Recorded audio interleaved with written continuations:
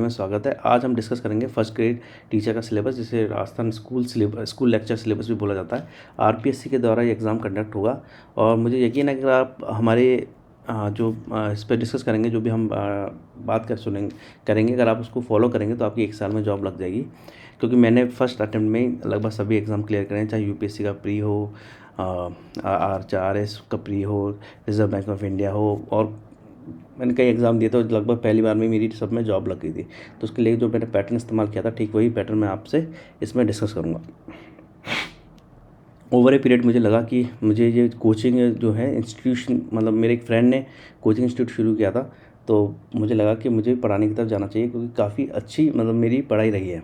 मैं अगर आपसे अपना पर्सनल एक्सपीरियंस डिस्कस करूं, तो जब मैंने मेरे फ्रेंड थे, जब मैंने ग्रेजुएशन जस्ट किया ही था, तो उनको बोला था मैं 1 साल में जॉब लगा लूँगा, तो वो थोड़ा सा मतलब हंसे थे, और थोड़ा सा सरकास्टिक जो स्माइल आया था वो आया था कि 1 साल में तो कैसे जॉब लग जाएगा, क्योंकि वो जो फ्रेंड था वो खुद 2-3 साल से प्रिपेयर कर रहा था। मैंने कहा नहीं, मैं लगा लूँगा, और मेरी 1 साल में ही जॉब लग गई थी, लगभग 8 महीने बाद ही जॉब लग गई थी। तो मैं अपने पर्सनल एक्सपीरियंस से आपसे जो डिस्कस कर रहा हूँ, और अगर आप उसको फॉलो करेंगे तो आपकी भी जॉब लग जाएगी। 1 साल इज़ मोर देन इनफ, मैं आपको बता रहा हूँ। कोई भी आपसे कहता है कि 2-5 साल 10 साल में जॉब लगती है, तो सिंपली ही इज़ लाइंग। उसने कभी खुद ज़िंदगी में कोई प्रिपरेशन नहीं करी है। इसमें history of Rajasthan, Indian history with special emphasis on Indian national movement. देखिए, इसमें राजस्थान का अगर आप कभी भी कोई भी सिलेबस उठा के देखेंगे तो मैक्सिमम जो पोर्शन होता है, लगभग 35 से 40% राजस्थान हिस्ट्री का पोर्शन होता है, और लगभग अप्रॉक्सीमेटली 50 से 60% के बीच में इंडियन हिस्ट्री का रहता है। इससे ज़्यादा अंतर नहीं आता। लगभग सभी क्वेश्चन पेपर में, सभी तरह के क्वेश्चन पेपर में आप ये अप्रॉक्सीमेटली पैटर्न देखेंगे। अब होता क्या है, इंडियन हिस्ट्री के जो क्वेश्चन हैं वो कंपैरेटिवली सिंपल होते हैं। जो पास होते हैं वो स्टूडेंट्स, और जो फेल होते हैं वो स्टूडेंट्स में यही डिफरेंस होता है। वो क्या करते हैं, हिस्ट्री ऑफ राजस्थान तो बहुत डिफिकल्ट होती है, बहुत बड़ा होता है, उसी पे ध्यान देते हैं। इंडियन हिस्ट्री पे ध्यान ही नहीं देते। अगर इंडियन हिस्ट्री को आप थोड़ा ध्यान दे के चलेंगे विद हिस्ट्री ऑफ राजस्थान, तो आप पास हो जाएंगे। फर्स्ट अटैम्प्ट में पास कर सकते हैं। मैं आपको गारंटी दे सकता हूँ, आप अच्छे से अगर आप जो हम बता रहे हैं फॉलो करेंगे, तो आपके 150 में से 120 क्वेश्चन, यानी 120 मार्क्स कहीं नहीं गए। तो इंडियन हिस्ट्री के लिए, इसके लिए क्या होता है, हिस्ट्री ऑफ राजस्थान और इंडियन हिस्ट्री के लिए हमें 3 सोर्सेज हैं, उनमें से 2 सोर्सेज हमें पढ़ने पड़ेंगे। एक है एनसीईआरटी, वो कंपलसरी है।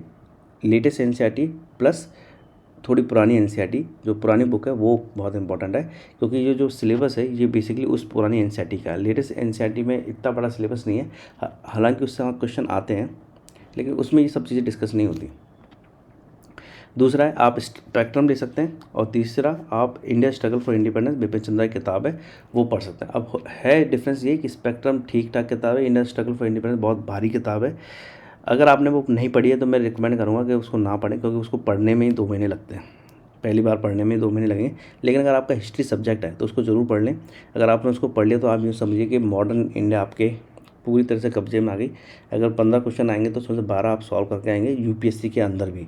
तो इन एग्ज़ाम्स में भी लगभग यही परसेंटेज आराम से ये ईजिली अचीव हो जाता है।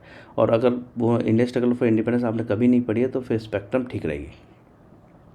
हिस्ट्री ऑफ राजस्थान के लिए आप अगर हिंदी मीडियम के स्टूडेंट तो लक्ष्य पढ़ लीजिए। देखिए, पढ़ना तो आपको काफ़ी पड़ेगा, ये सोचें कि आप पढ़ेंगे नहीं और कम पढ़ के पास हो जाएंगे, ऐसा नहीं होगा। तो लक्ष्य पढ़ लीजिए। और अगर आप इंग्लिश मीडियम के स्टूडेंट तो राजस्थान आज तक नाम से एक बुक आती है, वो काफ़ी अच्छी किताब है, उसको पढ़ लीजिए। उसमें ये सब चीज़ें लगभग कवर अप हो जाती है। एशियन कल्चर, जैसे development of literature, art, architecture during Gupta and Mughal period, ये जो लेटेस्ट एनसीईआरटी किताब है उसके अंदर है ये, तो उसको आप देख लीजिएगा। इसमें भी ये, उसमें लिटरेचर, आर्ट और आर्किटेक्चर ही सबसे ज़्यादा डिस्कस किया गया है, प्लस स्पेक्ट्रम में आपको ये मिल जाएगा। दूसरा, इसमें क्या है, लेटेस्ट डेवलपमेंट होते रहते हैं, तो लेटेस्ट डेवलपमेंट के बारे में मतलब नई नई चीज़ें आती रहती हैं, तो हमें न्यूज़पेपर वगैरह पे भी ध्यान रखना पड़ता है। फिर फ्रीडम स्ट्रगल ऑफ 1857, ये प्रोमिनेंट पार्ट है, इसमें से एक क्वेश्चन बनता ही बनता है, इन राजस्थान के से भी और इंडिया के से भी हमेशा आया है।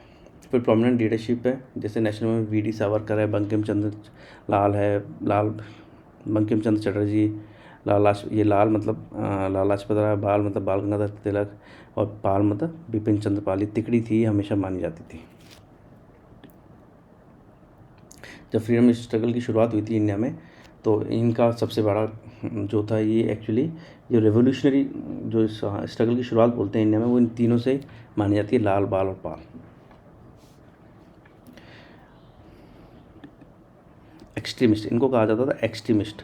और जो दूसरे तरह के लीडर्स थे उस वक्त, जैसे फिरोज शाह मेहता, ये माने जाते थे मॉडरेट, जो कि पेटिशन वगैरह से, लेटर लिखने से, इस तरीके से अपनी बात कहलवाना पसंद करते थे। लाल बाल पाल थे, ये थोड़े एक्सट्रीमिस्ट थे, ये अपनी बात अपने मतलब जैसे आंदोलन करके, जो 1905 का आंदोलन था उसमें इनका बहुत बड़ा रोल था।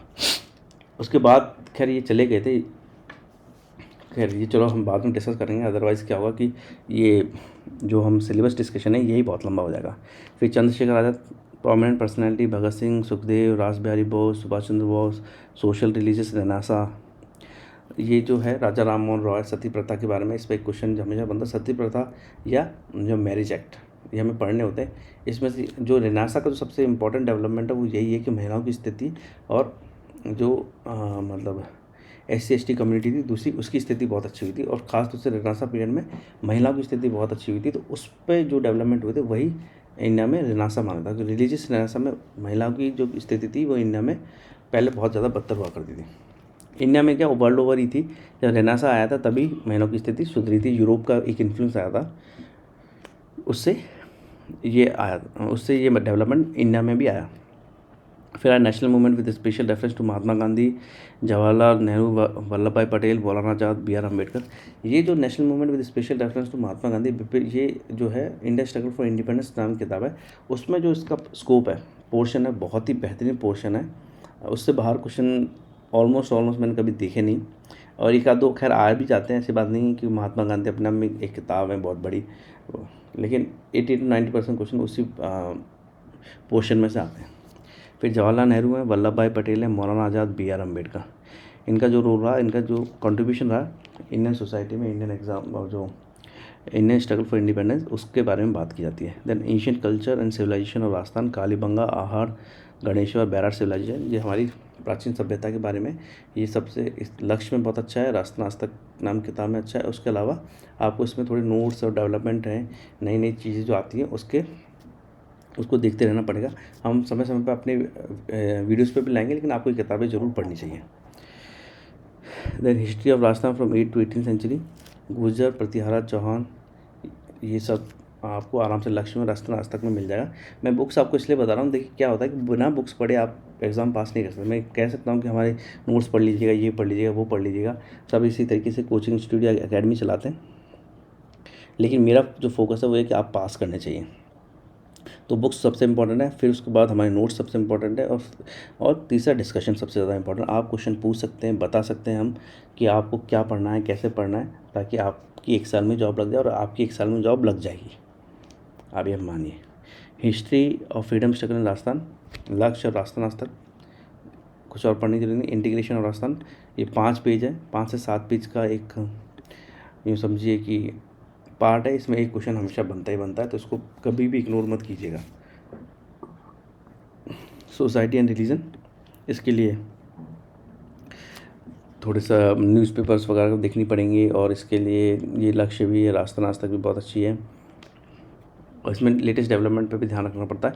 लेटेस्ट डेवलपमेंट का मतलब है कि जो भी नई चीज़ आ रही हैं, सूचना, कोई नई खबर आ जाए, कोई नई डिस्कवरी हो जाए, तो वो चीज़ें, या करंट अफेयर्स में अगर कुछ चल रहा हो तो उससे रिलेटेड क्वेश्चन भी इसमें हिस्ट्री में ओल्ड हिस्ट्री के पार्ट का बन के आ जाते हैं। देन मेंटल एबिलिटी, इस पर तो ऑलरेडी हम 2 वीडियोस बना चुके हैं, तो आप उनको देख लीजिएगा, जिसमें हमने बात करी है नंबर सिस्टम की, और बात करी है हमने उसमें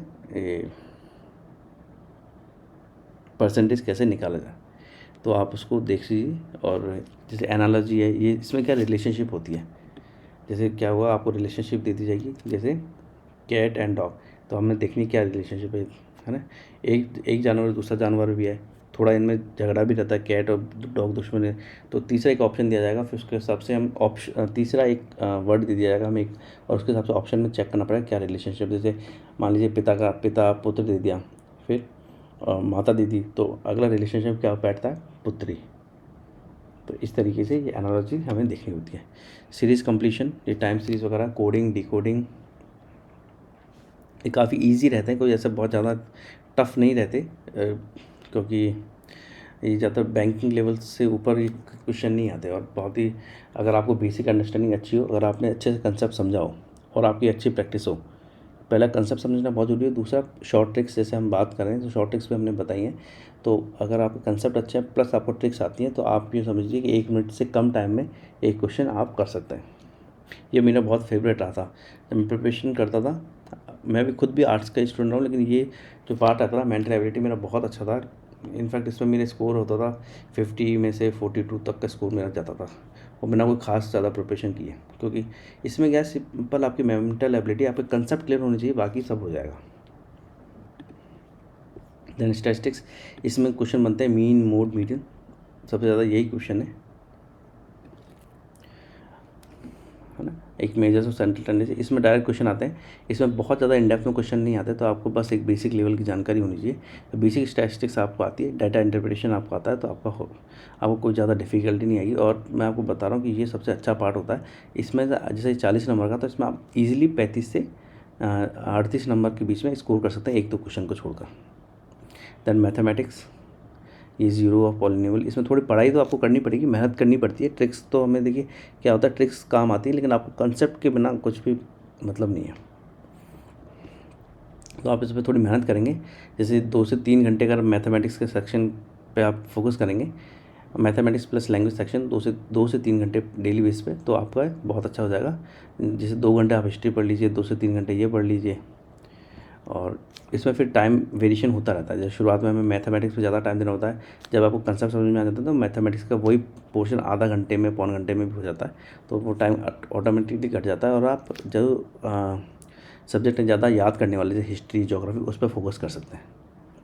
then surface area, cube body आपने पढ़ाई हुआ, 9-10 से ऊपर का लेवल नहीं आता, 10 से ऊपर का लेवल नहीं आता, और काफ़ी अच्छा है, फिक्स है, इसमें क्वेश्चन डायरेक्ट रहते हैं। आपको बस इसके जो फॉर्मूलेज हैं वो याद होने चाहिए, और आपको कंसेप्ट याद है तो फार्मूला ऑटोमेटिकली आपको याद ही हो जाता है। लैंग्वेज एबिलिटी टेस्ट हिंदी में कोई बहुत बड़ा सिलेबस नहीं है, संधि विषय उपसर्ग प्रत्यय मुश्किल से 10 से 15 दिन का है, और मुझे यकीन आप बहुत से स्टूडेंट तो इसमें बहुत ही अच्छे होंगे। इसमें आप जो कर सकते हैं, जो आपको सबसे ज़्यादा इंपॉर्टेंट रहेगा वो है कि न्यूज़पेपर पढ़ना। अगर आप न्यूज़पेपर पढ़ सकते हैं, आप न्यूज़पेपर पढ़ते हैं, उस पर फोकस करते हैं और उसके वर्ड्स को हिंदी इंग्लिश में कन्वर्ट करते रहते हैं, तो आपका ये पोर्शन बहुत अच्छा हो जाता है। जनरल इंग्लिश, ये भी काफ़ी बहुत ज़्यादा डिफ़िकल्ट पार्ट नहीं है, कंपैरेटिवली ईजियर सा पार्ट है, और इसमें हम बात कर रहे हैं जो इंग्लिश टीचर हैं जिन्होंने खुद एग्ज़ाम पास किए हैं उनसे, और जल्दी आपके लिए इस पर वीडियोज़ आ जाएंगे। Current affairs, census of India and Rajasthan 2011, current programmes of development India with special reference to Rajasthan, schemes of women empowerment, ये करंट अफेयर्स। इसमें लगभग आपको 1 साल करंट अफेयर तो पढ़ना ही पड़ेगा, और फोकस रहता है करंट एग्ज़ाम से लगभग 10 से 15 दिन पहले तक करंट अफेयर्स में जो भी चलता है वो सब पढ़ाया जाता है, और 7 से 8 महीने का तो करंट अफेयर्स आपको टिप्स पे याद रहना चाहिए। तो इस पर 3 महीने तो अब आप पढ़ना शुरू कर दीजिए, क्योंकि इसको याद करने में भी वक्त लगता है। करंट अफेयर्स में होता ये है कि जब चीज़ सामने चल रही हो तो हमें याद रहती है, और 2-4 दिन बाद जब नई चीज़ आ जाती है तो पुरानी चीज़ें हमें मतलब दिमाग से गायब होने लगती हैं या डाउट क्रिएट होने लगते हैं। तो इसमें काफ़ी मेहनत करनी पड़ती है, और ये लगातार बदलता रहता है।